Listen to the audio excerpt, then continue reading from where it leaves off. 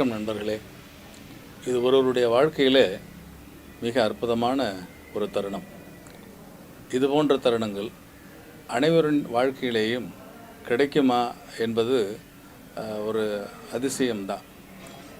அதாவது ஒருவருடைய வாழ்க்கையிலே தன்னைத்தானே அறிமுகம் செய்து கொள்வது என்பதும் பிறர் நம்மை அறிமுகம் செய்து வைப்பது என்பதும் அவசியம் நிகழ வேண்டிய ஒன்று. அதுபோன்ற சந்தர்ப்பங்களில் ஏதாவது ஒரு சுயசரிதையை ஒருவர் தனக்குத்தானே எழுதி கொள்வது போல தன்னுடைய வாழ்க்கை வரலாற்றை நான் அடிக்கடி சொல்லுவேன். அதாவது அனைவரின் வாழ்க்கையையும் வரலாறாக எழுதப்பட வேண்டும் என்பது, அப்படி எழுதப்படக்கூடிய வரலாற்றை நாம் படைக்கப் போகிறோம் என்ற நம்பிக்கையிலே அவர் வாழ வேண்டும் என்பது. அப்போது வாழுகிற போது அவர் சிலவற்றை சாதிக்க வேண்டும் என்ற ஒரு உணர்வு அவருக்கு வரும். ஏனென்றால் என்னுடைய வாழ்க்கை வரலாறாக போகிறது என்ற நினைப்பிலேயே அவர் வாழ்ந்து கொண்டிருக்கிறார் என்பது. அதுபோல் இந்த நிகழ்வில் அதாவது ஒரு சாதாரண ஆலை தொழிலாளியினுடைய மகனாக பிறந்து ஒரு 11 பிள்ளைகள் பிறந்த ஒரு குடும்பத்தில் 8வது பிள்ளையாக பிறந்த நான். அப்போ அந்த குடும்பம் எவ்வளவு ஏழ்மையிலே வறுமையிலே வாழ்ந்திருக்கும் என்பதை எல்லோரும் புரிந்து கொள்ள முடியும். அப்படிப்பட்ட ஒரு சூழலில் படித்து, அதாவது நான் அடிக்கடி சொல்லுவேன், எங்களுடைய கிராமத்திலேயே முதலாவதாக எஸ்எஸ்எல்சி முடித்தவன் நான் தான், பட்டம் பெற்றவன் நான் தான், அரசு பணிக்கு சென்றவன் நான் தான். அதே போல் கல்லூரிகளை பேராசிரியராகி ஒரு கல்லூரிக்கு முதல்வராக வருகிற அளவிற்கு ஒருவரால் முடியும் என்பதை வாழ்ந்து காட்டியிருக்கிறேன் என்ற ஒரு நிறைவு, மன நிறைவு எனக்கு இருக்கிறது. எனவே அதாவது நம்முடைய வாழ்க்கையை பார்க்கிற, நம்முடைய வாழ்க்கையை பற்றி கேட்கிறவர்களுக்கு இவரை போல் நாமும் வாழ வேண்டும், முன்னேற வேண்டும் என்கிற ஒரு உந்துதலும் உணர்வும் வேகமும் வர வேண்டும் என்பது தான் என்னுடைய வாழ்க்கையினுடைய அடிப்படை நோக்கமாக நான் நினைக்கிறேன். அதே சமயத்தில் என்னுடைய வாழ்க்கையில் பல்வேறு பகுதிகள் இருக்கிறது. அந்த பகுதிகளிலே அதாவது எங்களுடைய குடும்பத்தை பற்றியும், எங்கள் குடும்பம் வாழ்ந்த ஒரு சூழல், அதுக்கப்புறம் நான் ஆசிரியர் பணியிலே சேர்ந்து ஒரு ஆசிரியராக ஒரு 40 ஆண்டு காலம் பல்வேறு கல்லூரிகளிலே புதுச்சேரி மாநிலத்திலே பணியாற்றிருக்கிறேன். அதே போல் 84 தொடங்கிய என்னுடைய இலக்கிய பயணம் இன்று வரை தொடர்ந்து கொண்டிருக்கிறது. ஏறக்குறைய ஒரு 44 நூல்களை தமிழிலேயும் ஆங்கிலத்திலேயும் எழுதியிருக்கிறேன். அதே போல் சமுதாய பணியில் நான் 50 ஆண்டுகளுக்கு முன்னால் எங்களுடைய கிராமமான எல்லப்பிள்ளை சாவடியில் தொடங்கிய வாஞ்சிநாதன் இளைஞர் மன்றம் என்கிற ஒரு மன்றம் இன்றைக்கு 50 ஆண்டுகளை நிறைவு செய்திருக்கிறது. அது தொடங்கும் போது என்னுடைய வயது 19 தான். மக்கள் தலைவர் சுப்பையா அவர்கள் அந்த மன்றத்தை தொடங்கி வைத்தார்கள். இன்றைக்கும் அந்த மன்றம் சிறப்பாக புதுவை மாநிலத்தில் செயல்பட்டு கொண்டு வருகிறது. இப்படி பல்வேறு பரிமாணங்களை கொண்ட ஒருவர் எப்படி தானும் நல்ல வகையிலே வாழ்ந்து மக்களுக்கும் மற்றவர்களுக்கும் எப்படி வாழ வேண்டும் என்கிற ஒரு இலக்கணத்தை படைக்க முடியும் என்பதை என்னுடைய வாழ்க்கையை ஒரு எடுத்துக்காட்டாக நான் எடுத்துக்கொள்கிறேன். அந்த சூழலில் ஒரு கட்டம்தான் இந்த நிகழ்ச்சி. இந்த நிகழ்ச்சியை பொறுத்தவரையில் இது ஏறக்குறைய என்னுடைய இலக்கிய பணியை முன்னிறுத்தி செய்யக்கூடிய இலக்கிய நிகழ்ச்சி. இந்த நிகழ்ச்சியில் நான் 3 பேரை நிச்சயமாக சுருக்கமாக அறிமுகம் செய்து வைக்க வேண்டும். ஒருவர் இந்த நிகழ்ச்சியை தயாரித்து கொண்டிருக்கிற நண்பர் ஜோதி முருகன் அவர்கள், இன்னொருவர் பேராசிரியை விஜயராணி அவர்கள், இன்னொருவர் பேராசிரியர் அரங்க முருகன் அவர்கள். நண்பர் ஜோதி முருகனை பொறுத்தவரையில் அவருடைய இளமை காலம் தொட்டு, அதாவது அவருடைய மாணவ பருவத்தில் அவரை நான் அறிந்தவன். எங்களுக்கு வயசு வித்தியாசம் ஏறக்குறைய ஒரு 30 ஆண்டுகளுக்கு மேல் இருக்கும். எனக்கு இப்போது 70 வயது ஆகிறது. அந்த ஜோதி முருகன் என்கிற ஒரு இளைஞன் மிகவும் துடிப்பான ஒரு இளைஞன்.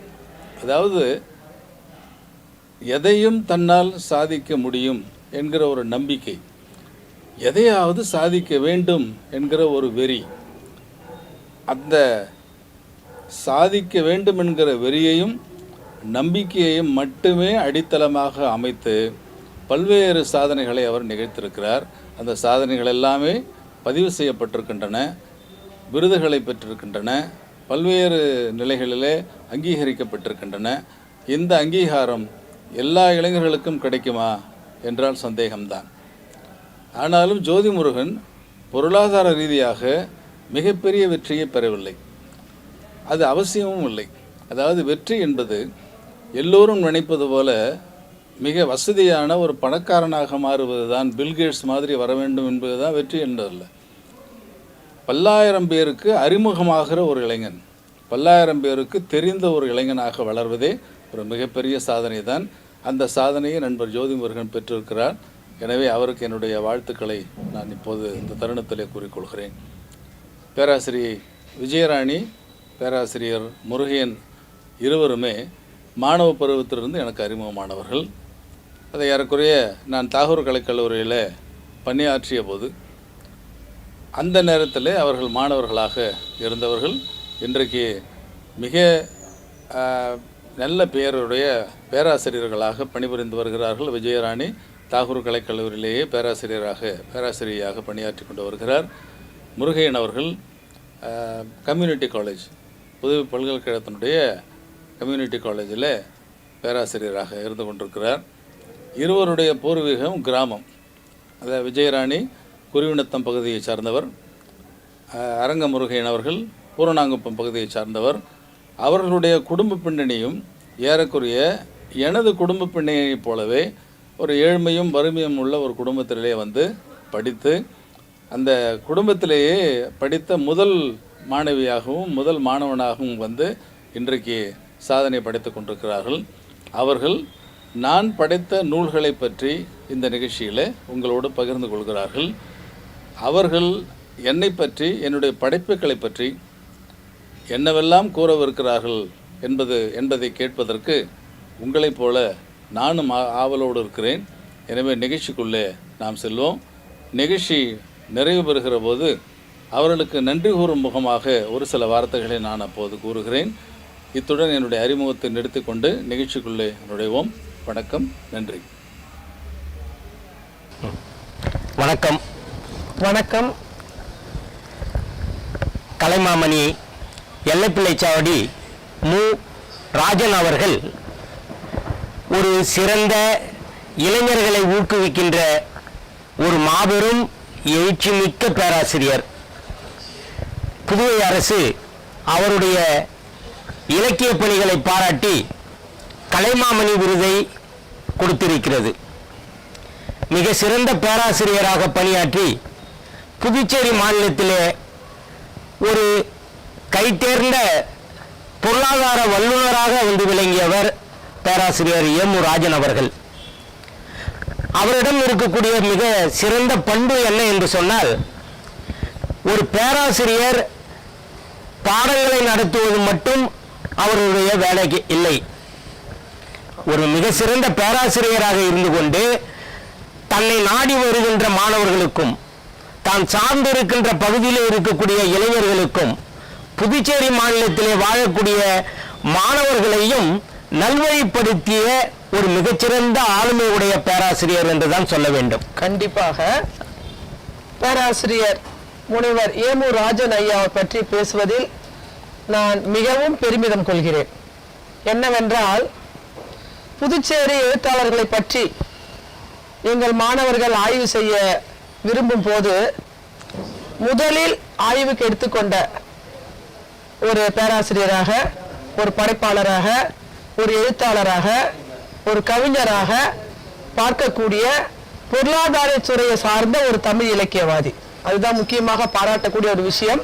புதுச்சேரியிலே பொருளாதார பேராசிரியராக இருந்து கொண்டு தமிழ் இலக்கியத்திற்கு மிகப்பெரிய சாதனைகளை செய்து தமிழ் இலக்கிய துறையிலே பல விருதுகளை பெற்று அந்த நூல்களுக்காக தமிழக அரசும் சரி புதுவை அரசும் சரி அவருடைய நூல்களுக்கு பல்வேறு விருதுகளை குறித்து சிறப்பிப்பது என்றால் இன்றைய தமிழ் உலகம் அவரை நிச்சயமாக பாராட்ட வேண்டும்.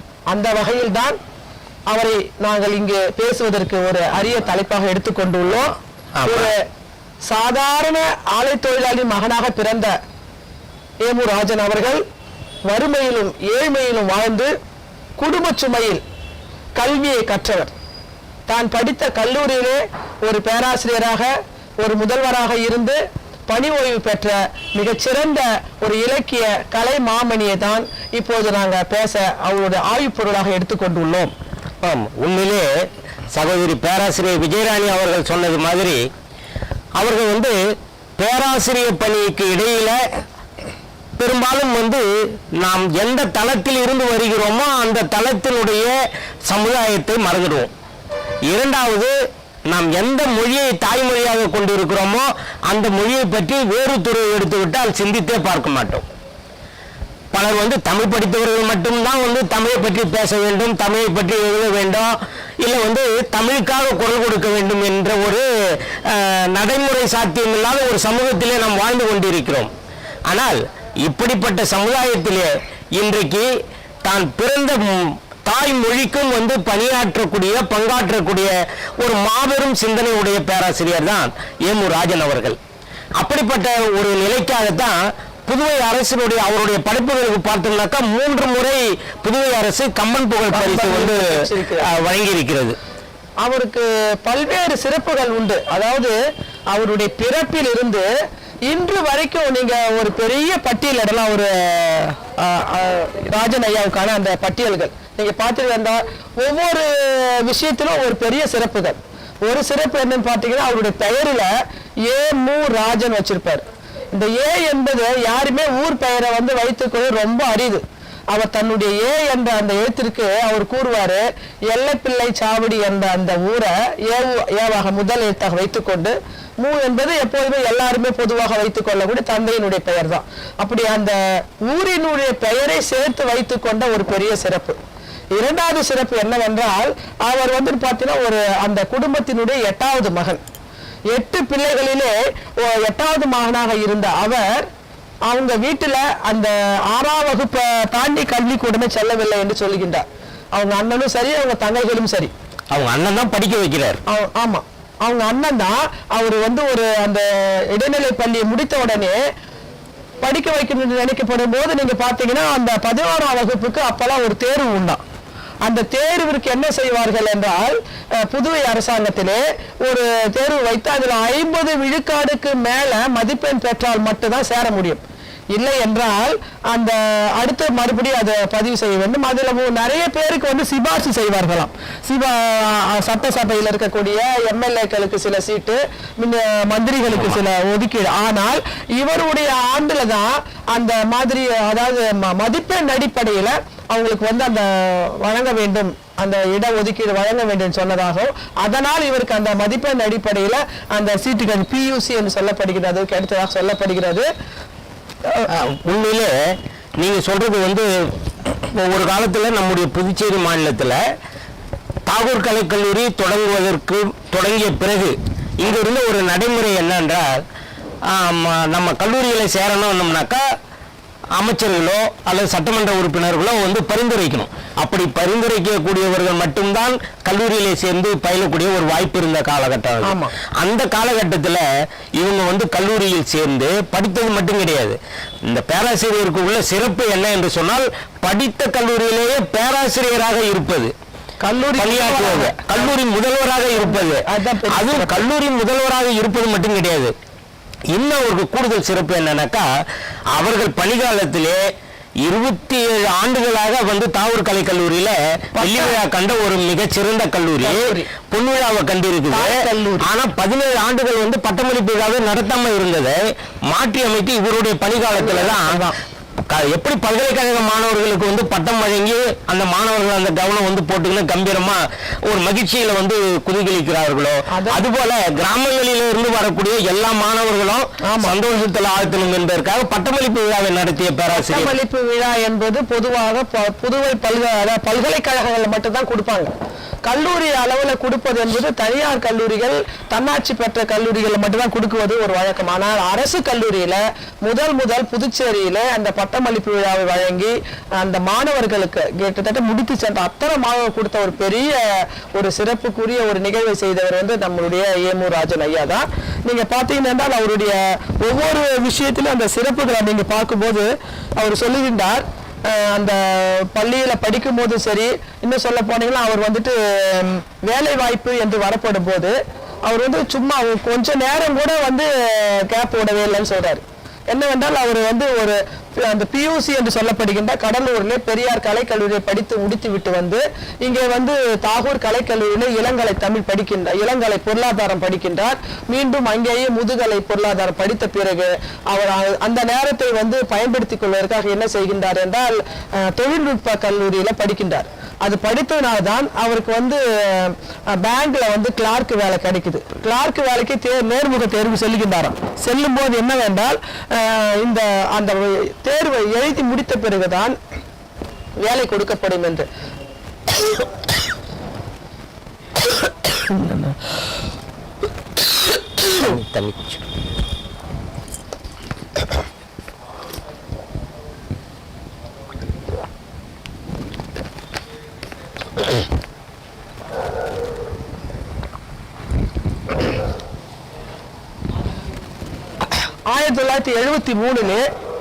ஸ்டேட் பேங்க்ல 9ஆம் தேதி முடிக்கின்றார்.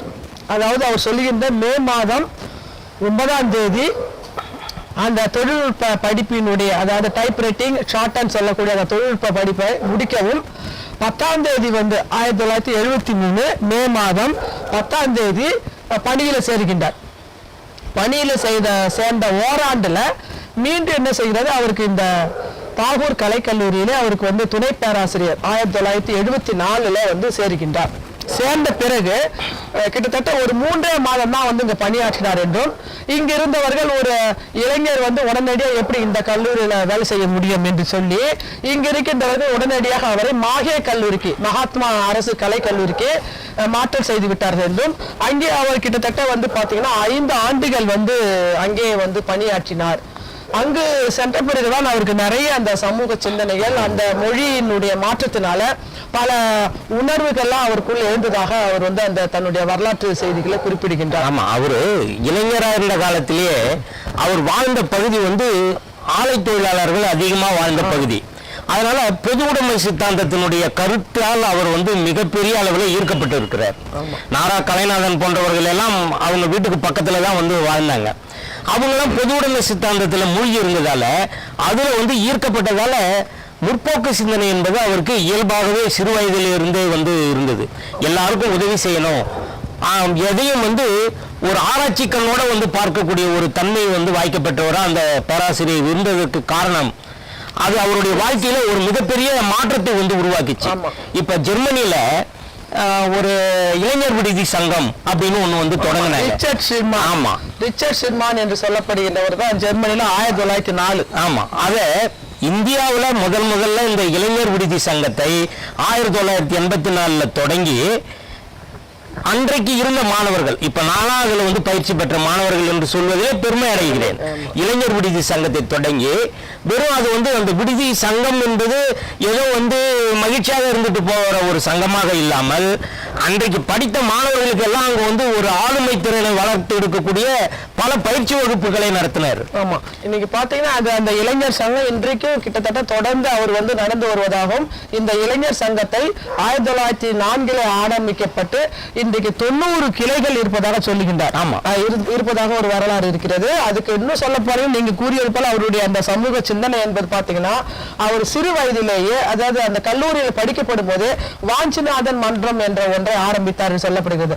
இன்றைக்கு அவர் குடியிருக்கக்கூடிய அந்த தெருவிற்கு வாஞ்சிநாதன் வீதி என்ற பெயர். அது ரொம்ப முக்கியமான ஒன்று. அவர் அந்த மன்றத்தை ஆரம்பித்து அந்த அவர் குடியிருக்கக்கூடிய அந்த தெருவிற்கு அந்த வாஞ்சிநாதன் வீதி என்றே இன்றும் இருக்கிறது. அதுதான் அதுக்கு அவருடைய அந்த பொதுமையான சமூக சிந்தனையாளர் என்பதற்கான ஒரு பெரிய விஷயம். ஆமா, அந்த வாஞ்சிநாதன் மன்றம் அவங்க தொடங்கினாங்க இல்லைங்களா, வெறும் மன்றம் வந்து சேவை செய்வதற்குமான மன்றம் மட்டுமா அவர் வந்து வைத்துள்ளார். படிக்கின்ற காலத்தில் யாரெல்லாம் அவருடைய அணுக்கமான மாணவர்களோ அவர்களை அழைத்து சென்று ஆண்டுக்கு ஒரு முறை வந்து விழா நடத்துவாங்க. அது போன்ற விழாக்களில் அவர்களை பேச வைத்து அழகு பார்த்தவர் பேராசிரியர். அதுபோல நானும் வந்து பேசியிருக்கிறேன் அந்த மன்றங்கள்ல. அப்படிப்பட்ட ஒரு ஆளுமை திறன் மிக்க பேராசிரியர் அவர் என்பதில் ரொம்ப மகிழ்ச்சியா வந்து இருக்கு. 32 நூல்களை வந்து எழுதியிருக்கிறாங்க. அவருடைய படைப்புகள் வந்து பார்க்கப்படும் போது எல்லாருமே வியக்கக்கூடிய உண்டு. ஒரு தமிழ் இலக்கியவாதியாக நாங்கள் ஒரு தமிழ் பேராசிரியராக இருக்கும்போது நிச்சயமாக வியக்கின்றோம். நிறைய பேர் தமிழ் இலக்கியம் சார்ந்த பேராசிரியர்கள் சரி, எழுத்தாளர்கள் சரி, படைப்பாளர் நிறைய எழுதியிருக்கிறார்கள். ஒரு பொருளாதார துறையில் இருந்து கொண்டு கிட்டத்தட்ட அவருடைய பட்டியல் பார்த்து தமிழ் நூல்கள் மட்டும் 32 நூல்கள் அண்ணா, 32 நூல்கள், ஆங்கிலத்தில் 6 நூல். அந்த 6 வந்து அவர் ஒருவேளை தன்னுடைய பொருளாதார துறை என்பதனால அந்த 6 நூல்களையும் அதுல கொடுத்திருக்கார், ஆங்கிலத்தில் எழுதப்பட்ட பொருளாதார நூல்கள். பிற நூல்கள் என்று சொல்ல போட்டு பாத்தீங்கன்னா 7 நூல்கள் எழுதியிருக்கின்றார். அந்த பிற நூல்கள் என்னவென்றால் அவர் நாட்டு நலப்பணி திட்டத்தினுடைய அதிகாரியாக பொறுப்பேற்ற பிறகு அந்த நாட்டு நலப்பணி திட்டத்தினுடைய பெரிய கோரிக்கைகள், அவர்களுக்கு மாணவர்களுக்கு சொல்லக்கூடிய என்னென்ன நெறிமுறைகள், அதையெல்லாம் சொல்லக்கூடிய கைடு என்று சொல்லக்கூடிய வழிகாட்டி என்று சொல்லக்கூடிய அடிப்படையில் ஒரு 7 நூல், பிற நூல்கள் என்ற அடிப்படையில் இப்படி கிட்டத்தட்ட ஒரு 42 நூல்களுக்கு மேல எழுதிய மிகச்சிறந்த ஒரு இலக்கிய கலை மாமணியை தான் நாங்க பேசுறோம். அதுல அவருடைய இலக்கிய படைப்புகள் என்று பார்க்கப்படும் போது பல்வேறு நிலைகள் இருக்கிறது. உண்மையிலே வந்துட்டு ஏன் வந்துட்டு நம்ம முன்னாடி சொன்னது மாதிரி ஏன் அவரை வந்துட்டு அவரை நாங்கள் பேசுவதற்கு எடுத்துக்கொண்டோம் என்பதும், அவரை வந்து ஒரு நூல் எழுதுவதற்கு எனக்கு வந்து ஊண்டுகோலாக என்பது என்னவென்றால், ஒரு தமிழ் இலக்கியத்தை பெரிய பொருளாக எடுத்துக்கொண்டு பல நூல்களை படைத்த ஒரு பேராசிரியர் நம்ம நிச்சயமாக இந்த இலக்கிய உலகிற்கு, இந்த புதுவை மாநிலத்திற்கு நம்ம வந்து அறிமுகம் செய்ய வேண்டும் என்ற ஒரு அடிப்படையில் தான் அவரை நான் வந்து முனைவர் ஏமு ராஜன் என்ற இந்த நூலை வந்து நான் எடுத்துக்கொண்டேன். 2015 எழுதிய நூல் இது வந்து அண்ணாமலை பல்கலைக்கழகமும் மலேயா பல்கலைக்கழகமும் இணைந்து வெளியிட்ட ஒரு நூல். இந்த நூலை 15 எழுதியோடு மட்டுமல்ல, நான் அதற்கு முன்பாகவே அவருடைய படைப்புகளை படிச்சிருக்கிறேன். என்னன்னு பாத்தீங்கன்னா அதுதான் அந்த என்னுடைய ஆய்வு மாணவி காஞ்சி மாமுனிவர் பட்ட மேற்படிப்பு மையத்திலே 2007 சமூகவியல் நோக்கில் ஏமுராஜனுடைய புதினங்கள் என்ற ஒரு ஆய்வு தலைப்பு புதுவை பல்கலைக்கழகத்துக்கு அவர் எழுதி கொடுத்ததுனாலதான் அந்த நூல் இன்னும் அவரை பற்றி நிறைய தெரிந்து கொள்ள வேண்டும் என்ற இந்த நூல் எழுதக்கூடிய ஒரு ஆர்வம் எனக்கு வந்தது. அந்த அடிப்படையில் தான் இந்த நூல் எழுதப்பட்டது. முனைவர் ஏமுராஜன். ரொம்ப மகிழ்ச்சி பேராசிரியர். ஏன்னா ஒரு ஆசிரியர், அதுவும் வந்து புதுச்சேரியில பிறந்து வளர்ந்த ஒரு பேராசிரியரை நீங்க ஆய்வு பொறுமைக்கு உட்படுத்தினீங்கன்றது ரொம்ப மகிழ்ச்சியா இருக்குது. ஏன்னாக்கா இன்னும் அவங்களை பற்றி வந்து நிறைய எடுத்து பேச வேண்டிய ஒரு கடமை நமக்கு எல்லாம் இருக்கிறது. காரணம் என்னன்னாக்கா, அவங்க நாட்டு நலப்பணி திட்டம் சொன்னீங்க இல்லையா, அந்த நாட்டு நலப்பணி திட்டத்தில் 11 ஆண்டுகள் புதுச்சேரி மாநிலத்தினுடைய ஒருங்கிணைப்பாளராக லைசனிங் ஆபீசர்னு சொல்றோம்னா அந்த பொறுப்புல இருந்தவங்க. அந்த 11 ஆண்டுகள்ல 10 ஆண்டுகள் நான் அவரோட நாட்டு நலப்பணி திட்டத்துல நான் வந்து திட்ட அதிகாரியா வந்து இருந்தேன் கல்லூரியில, கல்லூரியில. நானும் 4 ஆண்டுகள் அவருடைய தலைமையில.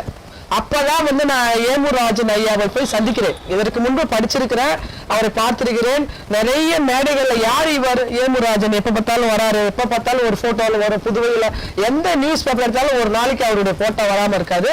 அப்பெல்லாம் அவர் வந்து நாட்டு நலப்பணித்தினுடைய இணைப்பு அதிகாரியாக இருந்து கொண்டிருந்தார். அதன் பிறகு எங்க கல்லூரியில எனக்கு வந்து அந்த பணியை தரும்போது காஞ்சி மாமுனிவர் பட்ட மேற்படிப்பு மையத்திலே எனக்கு 2007 இருந்து, அதனால்தான் அந்த மாணவிக்கு அவரினுடைய சிறப்புகளை எல்லாம் இந்த புதுச்சேரி மக்களுக்கு தெரியப்படுத்த வேண்டும் என்ற ஒரு அடிப்படையில் தான் என்னுடைய ஆய்வுக்கு நான் ஆய்வு பொருளை எடுத்துக்கொண்டேன். கிட்டத்தட்ட ஒரு 4 வருடம் வந்து நான் வந்து நாட்டு நலப்பணி திட்ட அதிகாரியாக அந்த எங்களுடைய மையத்தில் இருக்கும்போது அப்போது அவரோட நிறைய நிகழ்ச்சிகளை நடத்தியிருக்கிறேன். அந்த வகையில் அவர்கிட்ட கண்ட பல சிறப்புகள் என்று பார்க்கும்போது காலம் தவறாமை, அது ரொம்ப முக்கியமான ஒரு விஷயம். காலம் தவறாமை, அந்த கரெக்டா 6 மணி நிகழ்ச்சி விழா ஆரம்பிக்கிறது 6 மணிக்கு சரியாக 2 நிமிடத்துக்கு முன்பாக வந்து நின்று விடுவார். விஜயராணி நான் சரியா வந்து விட்டேன் அம்மான்னு. கண்டிப்பாக ஐயா, அவ்வளவுதான். அப்ப அவர்கிட்ட அதை கத்துக்கொண்டு அந்த கரெக்டா அந்த டைம். அது மாதிரி நாட்டு நலப்பணி திட்டத்தினுடைய முக்கியமான நெறிமுறைகளே ஒன்று அந்த 3 முறை கை தட்டுவது என்பது. அவர் அந்த கைத்தட்டுதலுக்கு பாக்குறேன். நாட்டு நலப்பணி திட்டத்துல பல அதிகாரிகள் வந்து செய்யறாங்களா என்பது எனக்கு ஒரு கேள்விக்குறியாக இருக்கிறது. அவர் வந்தாருன்னா அந்த சிறப்பு அதிகாரிகள், சிறப்பு விருந்தினர்கள் அந்த விழாவிற்கு வரும்போது கண்டிப்பாக அந்த 3 முறை கை தட்ட வேண்டும் என்பது ஒரு அழகான ஒரு மரபை வந்து சொல்லுவார். அவர் வரும்போது பார்த்தீங்கன்னா அந்த மாணவர்கள் அழகா தட்டுவாங்க. அதுபோல புதிய விருந்தினர்கள் யாராவது சிறப்பு விருந்தினர் வந்தார்கள் என்றால் அது செய்வது. அப்ப அந்த நெறிமுறைகளையும் அந்த மரபுகளையும் முறைகளையும் முறையாக பின்பற்றக்கூடிய ஒரு மிகச்சிறந்த ஒரு படைப்பாளி தான் ஏமு ராஜன். உண்மை சகோதரி, நீங்க சொல்றது. அவங்கள பத்தி இன்னும் ஒரு செய்தி வந்து நான் சொல்றேன். இன்னைக்கு தாகூர் கலைக்கல்லூரி போகின்ற பொழுது அந்த வளாகத்தில் இன்னைக்கு ஓங்கி வளர்ந்து இருக்கக்கூடிய மரங்கள் எல்லாம் யாருடைய காலத்தில் வைக்கப்பட்டது என்பது பெரும்பாலும் எல்லாருக்கும் வந்து தெரியாது. தாகூர் கலைக்கல்லூரியில நாட்டு நலப்பணி திட்டத்தில் 2 பேராசிரியர்கள் பொறுப்பில் இருந்தார்கள். நான் சொல்றது வந்து 1983 86 கல்வியாண்டுல அந்த கல்லூரியில் படிக்கும் அவர்கள்கிட்ட வந்து நாட்டு நலப்பணி திட்டத்தில் மாணவராக இணைந்தோம். ஆனா 2 ப்ரோக்ராம் ஆபீசர், ஒன்னு ராஜன் சார், இன்னொன்னு மார்டின் செல்வராஜன், 2 பேர். இந்த 2 யூனிட்டும் சேர்ந்துதான் சனி ஞாயிறுல வந்து நாட்டு நல திட்டத்தின் மூலமாகத்தான் அந்த மரங்கள்லாம் நட்டு இன்னைக்கு அவ்வளவு பெரிய உயர்ந்த மரங்களை நாம வந்து பார்க்கிறோம். அது மட்டும் கிடையாது, அவரு எங்க எல்லாம் வந்து நாட்டு நலப்பணி திட்ட முகாம்கள் நடக்குதோ அந்த ஊர்ல எல்லாம் வந்து மரக்கன்றுகளை வளர்ப்பது, அங்க உள்ள இளைஞர்களை கூட்டு வந்து அங்க அந்த பயிலரங்கத்திலே பயிலை செய்வது, அவர்களுக்கு வந்து அந்த ஆற்றலை வளர்க்கக்கூடிய சிந்தனைகளை எடுத்து சொல்வது, இது மாதிரி வந்து ஒரு ஆண்டும் வந்து நாங்க அவரை வந்து நிறைய பயன்படுத்தி இருக்கிறோம். இந்த கால தவறாமை வந்து சொன்னீங்க இல்லையா, நாங்க வந்து அந்த மைக்கெல்லாம் ஒரு நிகழ்ச்சி ஏற்பாடு பண்ணிட்டு சரி செய்து கொண்டு இருக்கிறப்ப பார்த்தோம்னாக்கா சரியா வந்து நின்றுடுவார். அந்த அளவிற்கு வந்து கால மேலாண்மையை வந்து கருத்தில் கொண்டதால் தான் அவர்கள் ஒரு எளிய குடும்பத்தில் பிறந்து இன்னைக்கு புதுச்சேரி மாநிலத்திலே வாழக்கூடிய பேராசிரியர்கள்ல கொஞ்சம் மாறுபட்ட பேராசிரியராக, தான் மட்டும் ஒரு பேராசிரியர் என்பதிலே அவருக்கு பெருமை கிடையாது. அவரிடம் படித்த மாணவர்கள், பழகிய மாணவர்கள் எல்லாம் பேராசிரியர்களாக இருப்பதை பார்த்து பெருமைப்படக்கூடிய ஒரு மனநிலைக்கு வந்து உள்ளவர் வந்து நம்முடைய பேராசிரியர் ஏமு ராஜன் ஐயா அவர்கள். நீங்கள் கூறியது போல மரம் வளர்த்தல் என்பதுல பாத்தீங்கன்னா அவருடைய அத்தனை படைப்புகளுமே அந்த மரம் நடுவது, மரம் நடு விழா போன்ற செய்திகளை தன்னுடைய இலக்கியங்களை, அது கவிதைகளாக இருக்கட்டும், சிறுகதைகளாக இருக்கட்டும், புதினங்களாக இருக்கட்டும், அதிலே சொல்லியிருக்கின்றார். நீங்க பார்த்தீர்கள் என்றால் அந்த புதினம் வந்து கிட்டத்தட்ட ஒரு 4 புதினங்கள் எழுதியிருக்கின்றார் அவருடைய படைப்புகள்ல. முக்கியமான புதினங்கள் கூலி என்ற ஒரு புதினம், மரம் இல்லாத காடுகள் என்ற ஒரு புதினம், மலையாள கரையோரம் என்ற ஒரு புதினம், அக்கா. இந்த 4 புதினங்களில இந்த மரம் நடுதல் என்ற ஒரு விஷயத்தை சொல்லியிருக்கின்றார். பொதுவாக படைப்பாளருடைய நோக்கம் என்ன என்பது தான் பெற்ற அனுபவங்களை, தன்னுடைய தான் பார்த்த நிகழ்வுகளை எல்லாம் பதிவு செய்வது என்பது படைப்பினுடைய முக்கியமான விஷயம். அந்த அடிப்படையில அவருடைய படைப்புகள்ல பாத்தீங்கன்னா நிறைய அதுல அனுபவங்களே அதுல வந்து வெளிப்படுத்தப்பட்டிருக்கும். நாங்கள் அவரோடு வந்து உரையாடினோம், நேர்காணல் செய்யப்படும் போது பாத்தீங்கன்னா கேள்விகள் கேட்கப்படும் போது இந்த அதுல வரக்கூடிய ஒவ்வொரு பாத்திரங்களும் ஏதோ ஒரு பாத்திரத்தில் நீங்கள் வந்து உரையாடுகின்றீர்கள் ஐயா என்று கேட்கும்போது, ஆமாமா, அதுல வரக்கூடிய ஒவ்வொரு பாத்திரமும் ஆண் பாத்திரமாக இருந்த ஆணாகவும், பெண் பாத்திரமாக இருந்த பெண்ணாகவும் அதில் அவர் ஒருவராக இருப்பார். அந்த நாவல்கள்ல வரக்கூடிய எல்லா பாத்திரங்களிலுமே அவர் ஒரு கேரக்டர் இருப்பார். இருந்து கொண்டு அந்த சமூக சிந்தனை என்பது, நீங்க எந்த படைப்பை எடுத்துக்கொண்டாலும் சரிதான், சமூக சிந்தனை என்பது மிக முக்கியமான ஒன்றாக இருக்கும். அது நீங்க பாத்தீங்கன்னா அந்த கூலி என்பது பாத்தீங்கன்னா முழுக்க முழுக்க அவருடைய அந்த சிறு வயதிலே ஏற்பட்ட தன்னுடைய தந்தையார் வந்து ஆலை தொழிலாளி என்பதும், தன்னுடைய அண்ணன் வந்து நெசவு தொழிலாளி என்பதையும் அதிலே பதிவு செய்யக்கூடிய ஒரு வகையில அந்த குடும்பங்கள் வந்து எத்தனை வறுமைக்கு உள்ளானது, அந்த சோகங்களுக்கு உள்ளானது என்பதை கூலி என்ற அந்த புதினத்திலே பதிவு செய்கின்றார். அதை நீங்க பாத்தீங்கன்னா அந்த குடி என்ற ஒன்று வந்து கெடுத்து விடுகிறது ஒரு குடும்பத்திலே. அந்த குடி குடித்து வரக்கூடிய வருமானத்தை ஆலை தொழிலாக இருக்கக்கூடிய அந்த அந்த ஒரு இளைஞனுடைய அண்ணன், அந்த இளைஞனுடைய அண்ணன் என்பவர் நீங்க பாத்தீங்கன்னா ஒரு தினந்தோறும் குடித்து விட்டு வந்து அந்த சாப்பாடை கொடுக்குவதில்ல.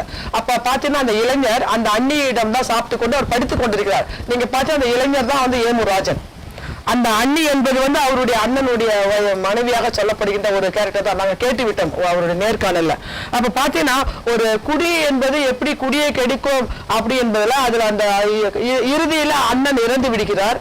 இறந்து விடப்படும் போது அந்த இளைஞராக இருக்கக்கூடியவர் தான் அந்த அண்ணியை காப்பாற்றுகின்றார். அந்த பிள்ளைகள் எல்லாம் வளர்ப்பதாக அந்த கதைகள் வரும். அந்த கூலி தொழிலாளி குடித்ததனால ஆலை தொழிலாளராக இருந்த அவர் இறந்து பட அந்த குடும்பம் எவ்வளவு துன்பங்களுக்கு உள்ளானது, வறுமைகளுக்கு உள்ளானது என்பதை சுட்டக்காடக்கூடிய ஒரு நூல் தான் கூலி. சகோதரி, நீங்க சொல்றது ஒரு படைப்பாளன் தான் பார்க்கின்ற சமுதாயத்தில் இருக்கக்கூடிய அவலங்கள், தான் அனுபவித்த மனதை பாதித்த செய்திகள், இதைத்தான் வந்து ஒரு படைப்புக்குள்ளே கொண்டு வருவான். அது கவிதையாக இருந்தாலும் சரி, உரைநடையாக இருந்தாலும் சரி, இல்லை நாவல், சிறுகதை, எதுவாக இருந்தாலும் அப்படிதான் வந்து இருக்கும். அப்படிப்பட்ட நிகழ்வுகளுடைய பதிப்புகள் அவருடைய படைப்புகளில் நிறையா இருக்கும். அது மட்டும் கிடையாது, அவர் எப்படிப்பட்ட ஒரு மனித நேயர் என்பதற்கு அவருடைய வாழ்க்கையில் நிறைய நிகழ்வுகள் நடந்திருக்கு. ஒரு முறை நம்ம இந்திரா காந்தி அவர்கள் இந்த லாஸ்பேட்டைக்கு வந்து வராங்க, புதுச்சேரிக்கு வரப்ப அவங்களுக்கு வந்து ஒரு தனியா வந்து ஒரு இருக்கை அமைத்திருந்தார்கள். ஒரு கட்டிடத்தை கட்டி ஓய்வு வர்றதுக்காக வந்து வைத்திருந்தாங்க. அதுல ஒரு குழந்தையை கடத்தி வந்து அடைச்சிட்டு போயிட்டு இருக்காங்க. இவர் கல்லூரியில இருந்து அந்த பக்கமா போகின்ற பொழுது குழந்தை அழுகின்ற குரல் கேட்டு உடனே வந்து ஏன் அங்க வந்து குழந்தை அழுது என்று அந்த குழந்தையை போய் காப்பாத்தினாரு. காப்பாற்றிய பிறகுதான் தெரிஞ்சது அந்த குழந்தை கடத்தப்பட்டு மிகப்பெரிய அந்த குண்டர்களால் கடத்தப்பட்டு பணம் பேரம் பேசப்பட்டு இருக்கின்ற நேரத்தில் இவர் போய் அதை வந்து காப்பாற்றியார். அது ஒன்று. இன்னொன்னு, அவங்க வந்து இந்த நாட்டு நலப்பணி திட்டத்தில் இருக்கிறப்ப கல்லூரியில் படித்த ஒரு மாணவன், கிராமத்து மாணவன் ஒருத்தவனுக்கு ஹார்ட்ல வந்து ஆப்ரேஷன் செய்யணும். அப்போ அவங்க கிட்ட வந்து பணம் இல்லாத ஒரு எளிய குடும்பம், அவங்க வந்து ரொம்ப நொந்து போய் பேராசிரியர் வந்து அணுகிறப்ப அவர் உண்டியை ஏந்தி கல்லூரி முழுவதும் வளம் வந்து 1,75,000 ரூபாயை வந்து தொகையை வந்து திரட்டி அந்த மாணவனுடைய உயிரை காப்பாற்றிய ஒரு மிகப்பெரிய மனிதநேய முக்கியமுள்ள ஒரு பேராசிரியர். இப்படி நம்ம மனிதர்களை மட்டும் காப்பாற்றியவர் இல்ல, சாதாரண 5 அறிவு 4 அறிவு படித்த உயிரை கூட காப்பாற்ற, அதுல ஒரு கன்றுக்குட்டியை காப்பாற்றியதாக. ஒரு பள்ளத்திலே விழுந்து விட்ட அந்த கன்றுக்குட்டியை அதற்கு பல முயற்சிகளை இளைஞர்களை சேர்த்து முயற்சி செய்து அதை அந்த வாய்க்காலில் வீழ்ந்து விட, இல்லை என்றால் அதை எடுக்கவில்லைன்னா இறந்து விடுமா அந்த கன்றுக்குட்டி. அதை காப்பாற்றிய ஒரு நிகழ்வை கூட அவர் தன்னுடைய வரலாற்றிலே பதிவு செஞ்சிருக்கிறார். நீங்க சொன்ன மாதிரி அவங்களுடைய படைப்புகள் வந்து பாத்தீங்கன்னாக்கா இன்னைக்கு படைப்புகள் வந்து பல தளத்தில் விருந்து இருக்குது நம்முடைய தமிழ் இலக்கியங்கள்ல. நாவல், இந்த சிறுகதை, அப்புறம் வந்து கவிதைகள் என்பது மட்டும் இல்லாது இன்றைக்கு வந்து பயண இலக்கியம் என்பது நம்ம தமிழ் இலக்கிய வரலாற்றில் ஒரு மிகப்பெரிய திருப்பு முனையை உருவாக்கக்கூடிய ஒரு உருவம். அதையும் அவங்க வந்து கையாண்டு தான் வந்து இந்தியாவில் இருக்கக்கூடிய எல்லா மாநிலங்களுக்கும் போய் வந்தவர் எம் ராஜன் ஐயா. அயல்நாட்டு பயணம். அதே மாதிரி 10 நாடுகளுக்கு மேல வந்து அவர் அயல்நாட்டு பயணம் செய்து சும்மா போனோம் நம்ம நாட்டை சுற்றி பார்த்தோம் என்பது மட்டும் கிடையாது. அவர் ஒரு படைப்பாளர் என்பதனால போகின்ற இடங்களில் இருக்கக்கூடிய மக்களுடைய வாழ்க்கை முறை எது, அங்க உள்ள சமூக சிக்கல்கள் என்ன இருக்குது, அங்க பார்க்க வேண்டிய முக்கியமான வரலாற்று இடங்கள் என்ன இருக்கு என்பதையெல்லாம் ஒரு படைப்பாளனுக்கே உரிய முறையில் வந்து பதிவு செய்து அதை வந்து பார்க்க தூண்டுகின்ற ஒரு நடைமுறையை வந்து ஏற்படுத்தி அதை படிக்கிறவங்க கண்டிப்பா அந்த இடத்த போய் பார்க்கணும் என்கின்ற ஒரு தாக்கத்தை பெறுகின்ற அளவிற்கு அவர் படைப்பில் வந்து பதிவு செஞ்சிருக்கிறாங்க. அதே மாதிரி பாத்தீங்கன்னா நீங்க சொன்னது போல அந்த அயல்நாட்டு அனுபவத்தை பத்தி சொல்லும் போது பாத்தீங்கன்னா அங்க ஒரு ஊரை ஒன்று குறிப்பிடுகின்றார். அந்த அயல்நாட்டிலே முக்கியமான ஒரு ஊராக அந்த ஊர்ல நீங்க பாத்தீங்கன்னா அங்க இருக்கிற அந்த பேங்க்ல வந்து பணத்தை வந்து எவ்வளவு பேர் இருப்பு வைத்திருக்கிறார்கள், அந்த பணத்தை எவ்வாறு எடுப்பது, இந்த மாதிரியான ஒரு நெறிமுறைகளை எல்லாம் வந்து இங்க வந்து நாட்டு நலப்பணி திட்டத்துல அங்க அந்த அயல்நாட்டிலே பெற்ற அனுபவங்களை இங்க நாட்டு நலப்பணி திட்ட அதிகாரியாக இருந்து கொண்டு வந்து இந்த மாதிரி பின்பற்றுறாங்க. அயல்நாட்டில் இருக்கிறவங்க நம்மளும் நம்ம நாட்டில் பின்பற்ற நம்மளுடைய இந்திய நாடு வந்து வளங்கானு என்பதை அவர் வந்து முன்னிலைப்படுத்த சொல்லப்படுகின்றது. அதே மாதிரி நீங்க பாத்தீங்கன்னா இன்னும் அவருக்கு ஒரு பெரிய சிறப்பு நீங்க பாத்தீங்கன்னா இந்த மரம் இல்லாத காடுகள் நம்ம ஒண்ணு சொன்னோம். அவர் வந்து ஒரு நிறைய உட்பொருளை வச்சு அந்த புதினத்துல பேசியிருப்பாரு. ஒரு விஷயத்தை சொல்லப்படும் போது ஒரு தாய் வந்து தன்னுடைய தந்தையை இழந்து தன்னுடைய மகன் தந்தையை இழந்த பிறகு அந்த மகனை எவ்வாறெல்லாம் கஷ்டப்பட்டு படிக்க வைத்தாரு.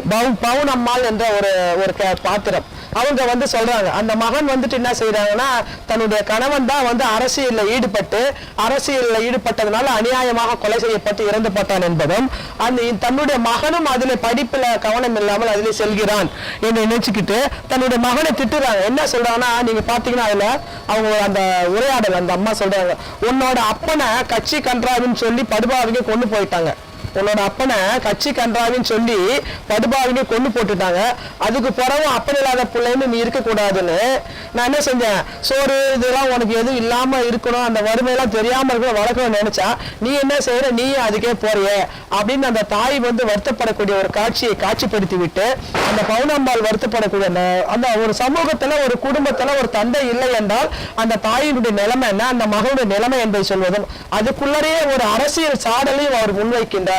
அதோடு மட்டுமல்ல அந்த நாவலை நீங்க பாத்தீங்கன்னா இந்த மாதிரி அந்த ஒரு மரத்தை வெட்டுவதற்கு சமமாக இப்படி எல்லா குடும்பத்தையும் அழிச்சா ஊர் உருப்படுமா? அதாவது என்னன்னா இந்த அரசியல் வந்து புகுந்து எப்படி வந்து உலகத்துல வந்து அரசாட்சி செய்து கொண்டு அழிக்கிறது அப்படின்றத வந்து மறைமுகமாக அந்த பவுனு என்பது சொல்லக்கூடிய அந்த தாயினுடைய வாயிலாக சொல்லுகின்றார்.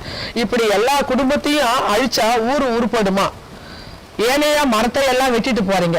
அப்ப அந்த மரம் என்பது என்னவென்றால் வளர்ந்து வரக்கூடிய இளைஞர்கள், ஏன்னா நீங்க சொல்லியிருக்கிறாங்க இல்லைங்களா, நம்மளுடைய விவேகானந்தர் ஐயர் 20 இளைஞர்களை கொடுங்கள் இந்த நாட்டை வல்லரசு நாடாக ஆக்கி கண்டு சொன்னாங்க. அப்ப அந்த இளைஞர்களை மரங்களாக சொல்லக்கூடிய ஒரு அடிப்படையில அந்த ஒரு உட்பொருள் வைத்து அந்த நாவலை வந்து நகர்த்தி செல்ல. நாவல்ல மட்டும் கிடையாது, அவருடைய கவிதை பாரத போர்னு ஒரு கவிதை நூல். அந்த பாரத போர் கவிதை நூல்ல இந்த இலங்கை பிரச்சனையும் நம்ம தமிழ்நாட்டில் நடக்கிற அரசியல் ஒரு 50 ஆண்டு கால அரசியல் எடுத்து பாருங்களேன். ஒன்று காவிரி நீர் பிரச்சனை நிற்கும், இல்லாட்டினா இலங்கையுடைய பிரச்சனை நிற்கும். அந்த 2 பிரச்சனையும் வந்து எப்படி நம்முடைய மக்கள் வந்து கையாண்டு கொண்டு இங்க உள்ள தமிழர்களை ஏமாற்றி வாக்கு சேகரிக்கிறார்கள். வெறும் வாக்கு சேகரிக்கிறதுக்கு மட்டும்தான் இங்க உள்ள அரசியல் கட்சிகள் இந்த இலங்கை தமிழர் பிரச்சனையும் இதையும் வந்து கையில் எடுக்குதே தவிர உண்மையிலேயே அவர்களுக்காக வந்து ஆழ்ந்த ஒரு எண்ணத்தோடு மனதோடு வந்து குரல் கொடுக்கிறது கிடையாது அப்படின்றத ஒரு கவிதையில வந்து பதிவு செய்திருக்காரு.